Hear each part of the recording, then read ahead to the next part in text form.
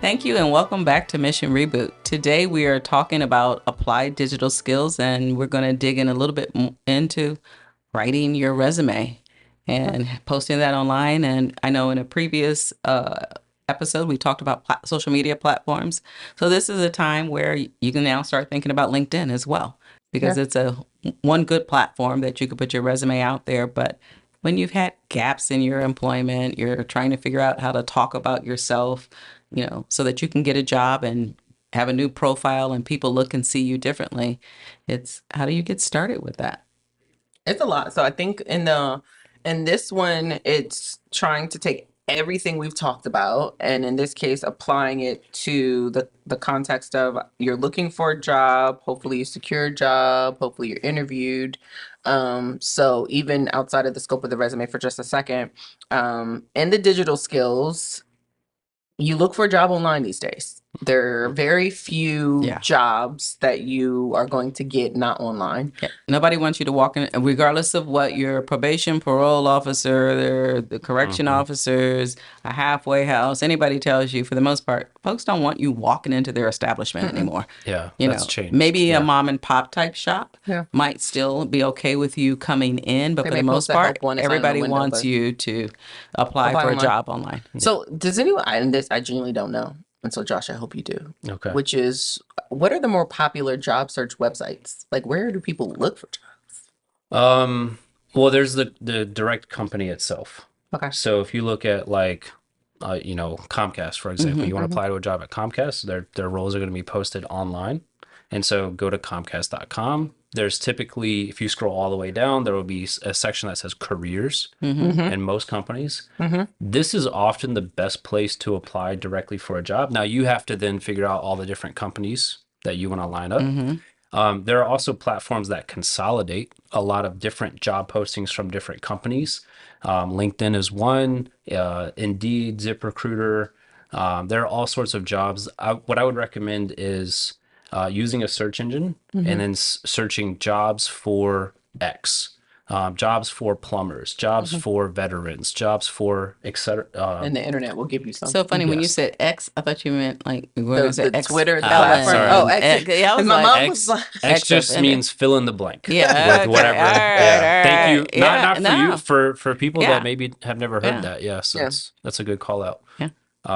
That's where I would start. Okay. So from a digital skills and standpoint, there are a couple of platforms, Honest Jobs, Job One Stop, that are platforms that are specifically built for people who have records and are trying to curate an experience. And what they do is they go out and they aggregate jobs on the internet that they believe people with, one, all the jobs that are available, and then two, jobs that they believe people with records might have a better chance of accessing. So I definitely would send folks there too. So applying all the things we talked about, step one is job searching, and using the internet or going to the direct site or using like a Google or some other platform to get the aggregation. Moving on to the next step. So you apply for a job. They're going to ask you for links, potentially. So they may ask for your LinkedIn URL, right? So you guys have had several conversations of going in, using LinkedIn, creating a LinkedIn profile. Have you guys ever worked with anyone who's had nothing to say about their job resume? Like, how do you create a LinkedIn profile and not have jobs? Well, so to that question, I think the resume, right? You need the resume because every job application, they may not ask for your LinkedIn profile, but they will ask for a resume. And you have a CV. Or a CV, yeah, same. So you have to create that. Now, to your question, obviously a lot of people, they've done time. They're like, hey, what do I do?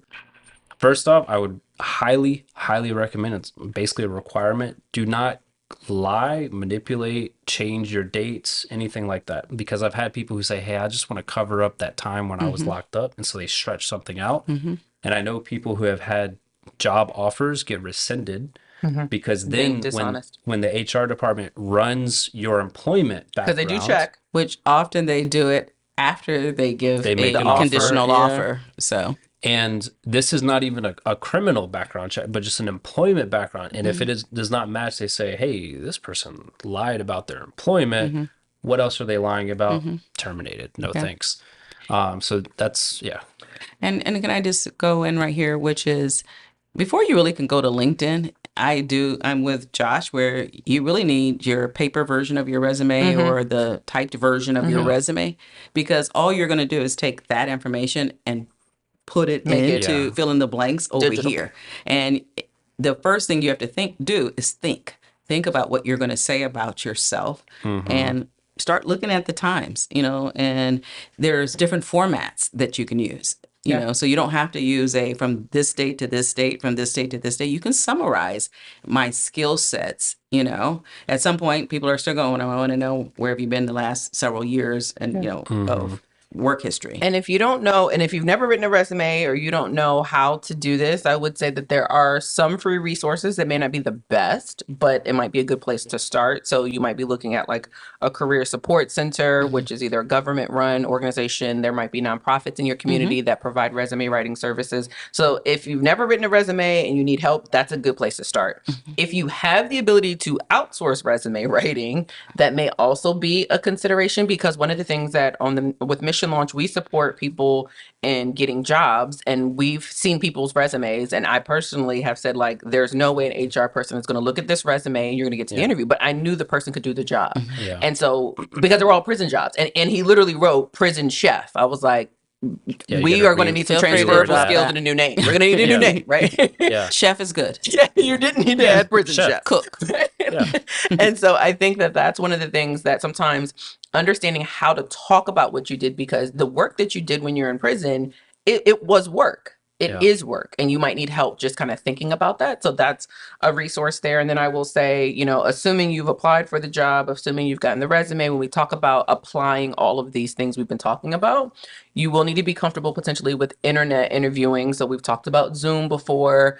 You will need to set up an email address to be able to communicate with people back and forth. You will likely also use a calendar system, because they will send you a calendar invite to be somewhere. So this episode was just helping people understand why you watch all the other ones. Because something as simple as applying for a job and creating a resume has everything we've talked about in this entire series before. And it can be overwhelming, but one, it's necessary, and two, it's possible. And these are, if you want a job, if you don't know how to do some of these things, this is a perfect place to go talk to someone in your family, in your network. And again, resume writing, kind of, getting a job, the basics. There are a lot of resources in your community, but this is where you want to get the help, because if the resume doesn't look right, and if you are not using the tools, you're not potentially going to get the job. So in order to get the job, you got to get this part right a little bit. And I have one thing to add. Well, I have three things to add. There we have it. There we have it, Josh. So there are three very, very important things to do what she mentioned. And I would say there are templates that exist. The type of job you're applying for matters. And then the time frame that you're looking at matters. So for example, you can go to many university websites and search Harvard, Princeton, Yale job template, resume template. And take these templates from top universities and just keep that format. Got it. Second, the type of job you are applying for. If you're applying for an IT role, and then you say, well, I can also do marketing, you need to have a different type of resume for each one. Do not put the same resume into each job. And then remember time. You might say, look, I have a 10-year gap. Your first role when you get released is just get a job, not get a career role. So if you need to go work at something that's minimum wage, part-time, whatever, you're going to continue to build up more recent history. And so keep that time frame in mind, that you can actually get some recent things that Some just quick wins. and then you can just leave off, hey, I did 10 years, there's a 10-year gap, or I was a prison chef, because there's only one page for your resume. Yeah. So eventually only the most recent. So there are templates, the type of role matters, and the time frame. Quality will 3 help points, you. Joss. Thank you. We appreciate that. Well, thank you for listening in to this episode of Mission Reboot. We hope there was some good information. One thing we're committed to is everybody getting at least their first job that leads to a career.